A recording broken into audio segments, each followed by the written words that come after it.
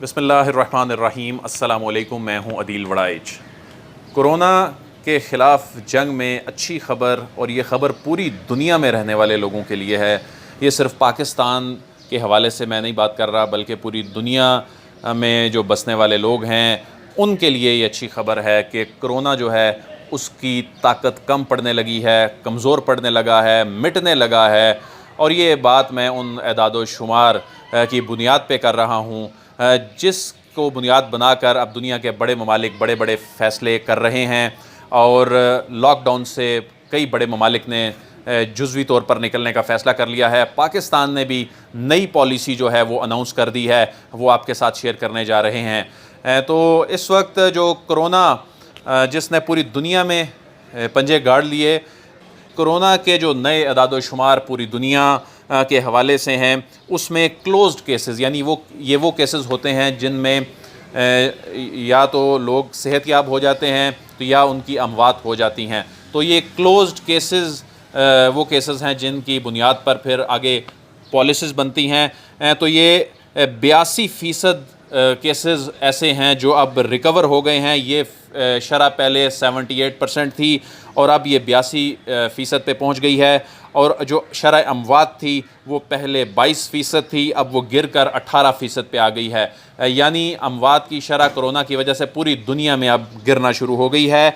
और जो critical cases थे जिनकी शरह 8% थी, और जो माइल्ड नोयत के केसेस थे वो 92% थे, और ये शरह 8% को टच कर गई थी जो क्रिटिकल केसेस की। और इस बात की का ख़दशा था कि खुदा न खास्ता ये शरह कहीं बढ़ ना जाए, ये ग्राफ कहीं ऊपर ही ना जाता जाए।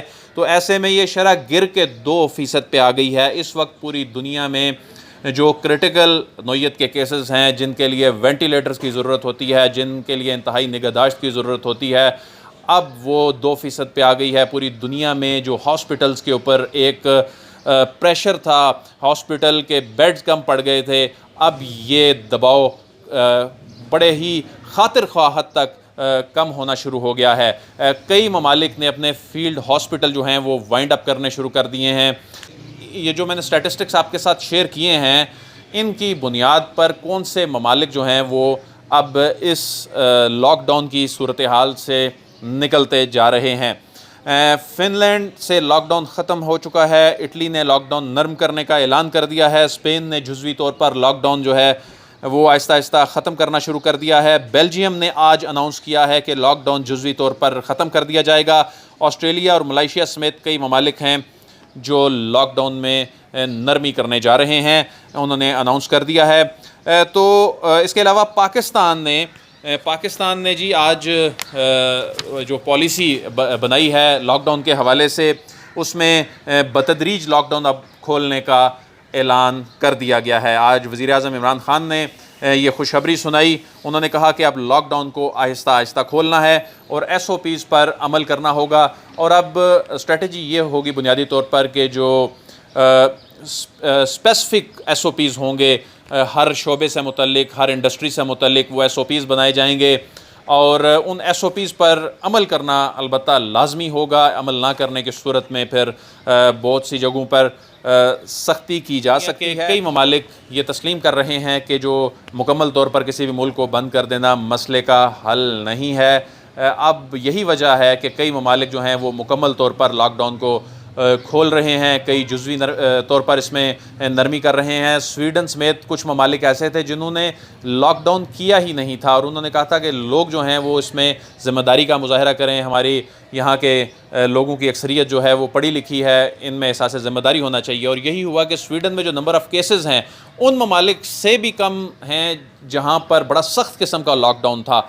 तो रिकवरी की बात करें जी, रिकवरी के हवाले से फ़िगर्स बड़े खुशाइंद हैं। सबसे ज़्यादा रिकवरी अमेरिका में है, 1,78,000 अफराद जो हैं वो रिकवर कर गए। स्पेन में बड़ी अच्छी रिकवरी है, 1,48,000 लोग रिकवर हो गए हैं, 73,000 एक्टिव केसेस रह गए हैं।